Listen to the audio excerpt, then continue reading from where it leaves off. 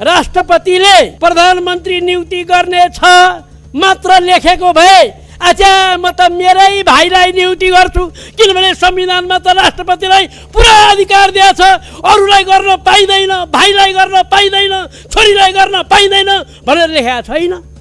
त्यसकारण म त गर्छु भन्ने खालका परिस्थिति देशमा आयो। यो बडो विडम्बनाको परिस्थिति हो। हाम्रो देशमा संविधान बनाउने बेलामा संविधान नबनाउन भारतले ठुलो दबाब गर्यो। भारतले यहाँ दूत पठायो संविधान नबनाऊ भन्यो। त्यस बेलैदेखि संविधान नबनाउनको निम्ति कोसिस गर्यो। अब बन्यो संविधान, अब त्यसलाई कसरी निस्तेज पार्ने, कसरी खतम पार्ने भनेर त्यही बेलामा योजना भएछ। अध्यक्ष महोदय, संविधान सभामा हामीले बोलेका कुरा धारा 76 को उपधारा 5 76 राख्नुपर्ने कुराको रेकर्ड गायब गराएछ।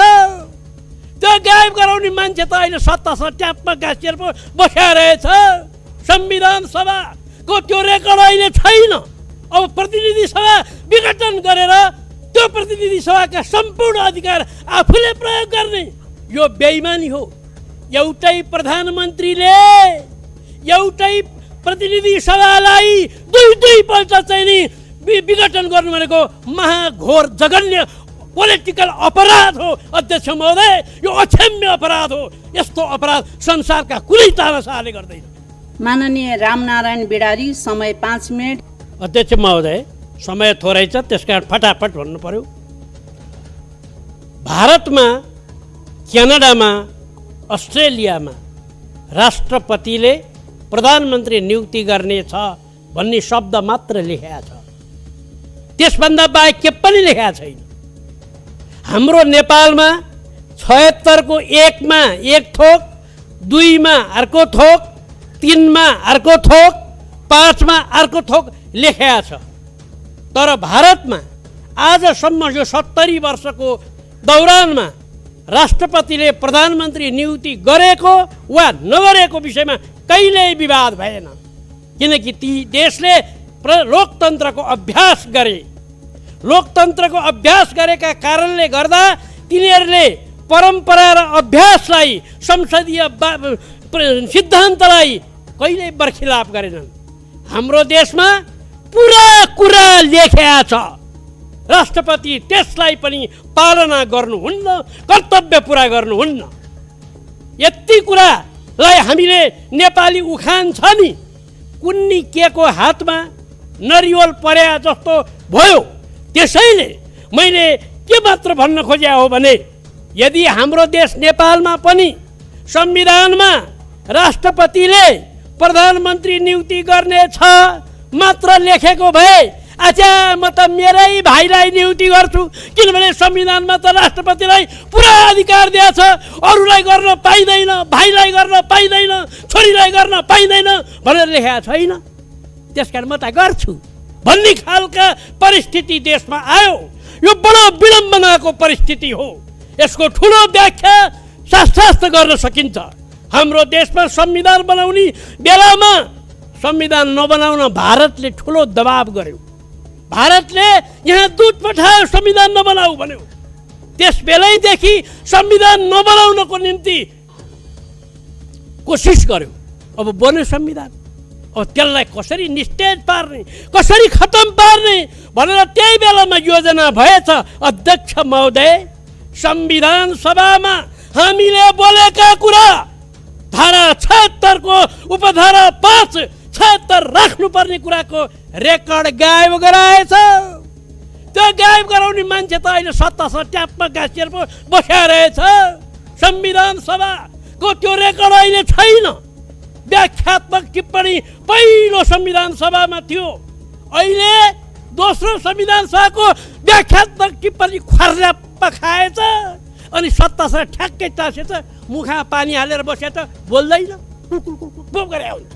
यस्तो प्रकारको हामीले नाकाबन्दीका मतियारहरू र नाकाबन्दीका आयोजकहरूले सामन्त गोयल समेतलाई अहिले आएर ट्याली गरेर हेरौँ त। त्यसैको हुनाले मेरो मुख्य कुरा के हो भनेदेखि धारा 76(5) को प्रयोग गर्ने जुन प्रकारको कुरा छ, निर्दलीयताको कुरा ल्याए। बुझ्नु न सुन्नु के हो निर्दलीयता भने? बहुदलीय व्यवस्था कहाँ हुन्छ निर्दलीय? निर्दलीयताको अभ्यास हामी यहाँ गरिराखेका छौँ। अध्यक्ष महोदय सभामुखले निर्दलीयताको अभ्यास गर्छन् प्रतिनिधि सभामा। त्यसै गरेर कार्यव्यवस्था परामर्श समितिले एकमतले निर्णय गर्छ, त्यहाँ बाजिँदैन। सरकारले ल्याएको विधेयकलाई सरकारी पार्टी हुँ भन्नेले नै त्यो विधेयकको विरोधमा भोट हाल्न पाउँछ, त्यसमा संशोधन गर्न पाउँछ। त्यति मात्र होइन, विभिन्न प्रस्तावहरू विपक्षी दल र सत्तापक्ष दल मिलेर त्यस्ता प्रस्ताव ल्याउन सकिन्छ। सङ्कल्प प्रस्ताव अत्यन्त महत्त्वका जरुरीका प्रस्ताव हो। यस्तै निर्दलीय काम भनेको बहुदलीय सदनभित्र निर्दलीय सत्ता पक्ष र विपक्ष मिलेर गर्ने काम हुन्छ। हाम्रो संविधानले त्यो अङ्गीकार गरेको छ। त्यस्तै चाहिँ यो धारा 76(5) हो अध्यक्ष महोदय।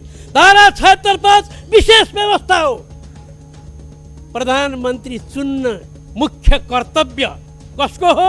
प्रतिनिधि सभाको। अनि प्रधानमन्त्री चुन्नलाई नदिने प्रतिनिधि सभा विघटन गरिदिने। अब प्रतिनिधि सभा विघटन गरेर त्यो प्रतिनिधि सभाका सम्पूर्ण अधिकार आफूले प्रयोग गर्ने यो बेइमानी हो। एउटै प्रधानमन्त्रीले एउटै प्रतिनिधि सभालाई दुई पल्ट चाहिँ नि विघटन गर्नु भनेको महाघोर जघन्य पोलिटिकल अपराध हो अध्यक्ष महोदय। यो अक्षम्य अपराध हो। यस्तो अपराध संसारका कुनै तानाशाहले गर्दैन। किनभने प्रतिनिधि सभा जनताको सभा हो। चुनाव त संविधानले भनेअनुसार हुन्छ, प्रधानमन्त्रीले भनेअनुसार चुनाव हुने हो र? हाम्रो संविधानले त्यो लेखेको छ। जब संविधानले जे बोल्छ चुनाव त्यही बेलामा हुन्छ। त्यही बेलाको संविधानका चुनाव गर्ने बेलामा दलहरू पछि हट्दैनन्। यति भने समय छैन, बेइमानी गरेका छ। माननीय खिमलाल देवकोटा, समय 5 मिनट। सम्माननीय अध्यक्ष महोदय, म संविधानको विद्यार्थी पनि होइन, विज्ञ पनि होइन। विद्यार्थी यस अर्थमा होइन कि मैले संविधान सम्बन्धमा कुनै कलेजमा औपचारिक शिक्षा लिइनँ मैले, विशेष गरी ल सम्बन्धी विषयमा। तर अलिक संहिताको विद्यार्थी चाहिँ हो र संहिताको सम्बन्धमा आज अलिकति बोल्नुपर्छ जस्तो लागेको थियो।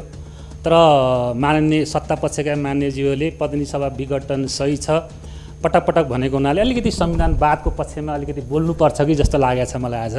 र यो संविधानवादको कुरा गर्दाखेरि मैले सम्मानित सर्वोच्च अदालतले 2077 फागुन 11 गते गरेको फैसलालाई आधार मनाउँदैछु मैले। त्यसैलाई टेकेर मैले अलिकति यो संविधानवादको कुरा गर्दैछु मैले। र अध्यक्ष महोदय, हामी अहिले संविधानप्रति एकदमै चिन्तित छौँ। संविधानवाद मर्ने हो कि भन्ने चिन्ता धेरैमा छ। तर संविधानवादका पक्षमा सम्मानित सर्वोच्च अदालतले ठुला फैसलाहरू गरेको छ। राजा ज्ञानेन्द्रको निरङ्कुशताको धङधङ्गी रहेको समयमा पनि शाही आयोग र लोकमान राजको अन्त्य सम्बन्धी फैसला सम्मानित सर्वोच्च अदालतले गर्दैनथ्यो र नागरिक समाजका अगुवा र राजनैतिक दलका नेताहरूले विधिको शासन र गणतन्त्र प्राप्तिको आन्दोलनको नेतृत्व गर्दैनथे। आज यो संसदमा सीमान्तकृत र दूरदराजका नागरिकहरूको आवाजभन्दा पनि राजा महाराजाहरूको स्तुतिगानका कविता वाचनमा प्रतिस्पर्धा हुने थियो। अध्यक्ष महोदय, संविधानवादले लोकतान्त्रिक मूल्य र मान्यतामा आधारित निष्ठा र प्रतिस्पर्धात्मक विधिको शासनमा विश्वास गर्छ। हाम्रो संविधानले यस विषयलाई जोड पनि दिएको छ। संविधानको सबभन्दा सुन्दर पक्ष स्थिरता र स्थायित्व नै हो। यो सबैभन्दा राम्रो पक्ष भनेर हामीले पटक भनेका छौँ। त्यसको व्याख्यामा म जान्न।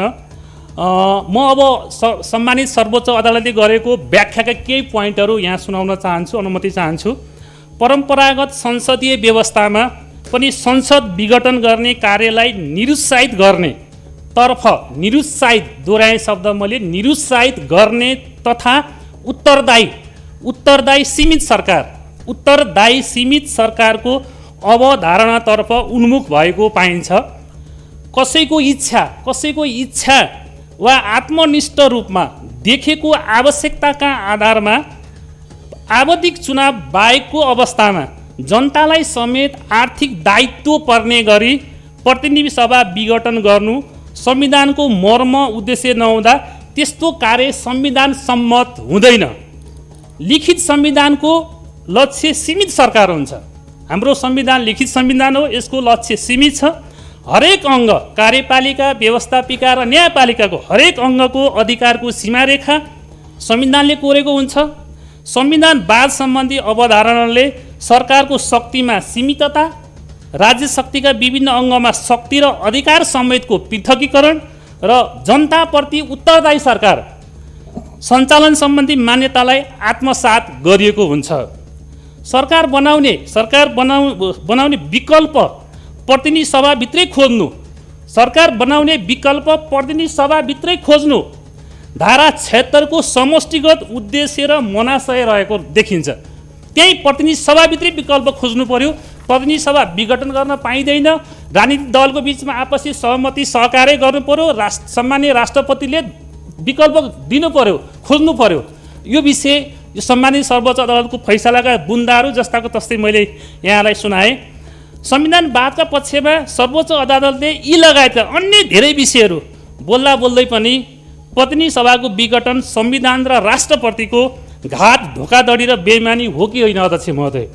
यहाँ विषय माननीय शेरबहादुर देउवालाई प्रधानमन्त्री बनाउने होइन, संविधानवादको सर्वोच्चता र विधिको शासनको जगेर्ना हो अध्यक्ष महोदय। अलिकति मलाई थोरै समय यो सार्वजनिक अलिकति अब मैले संहिताको कुरा थोरै गर्नै पर्ने हुन्छ। सार्वजनिक खर्च यो पुनरावलोकन आयोग 2075 को प्रतिवेदनले सङ्घका मन्त्रालय विभागमा भएका दरबन्दी र कर्मचारीको सङ्ख्या 60% कमी गर्ने सिफारिस गरेको छ।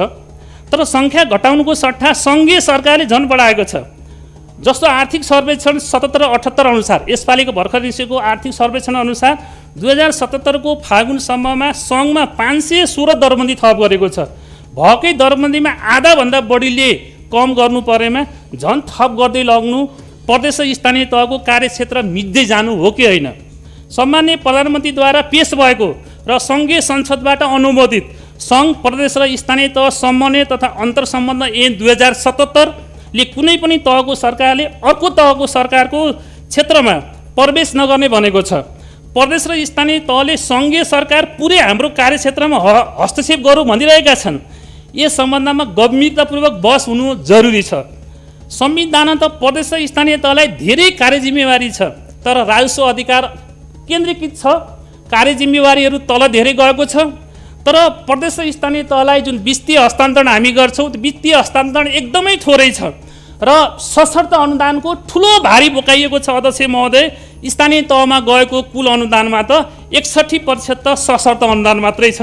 मान्यज्यू थपिएको समय पनि सिधिएको। हस् त, धन्यवाद अध्यक्षज्यू।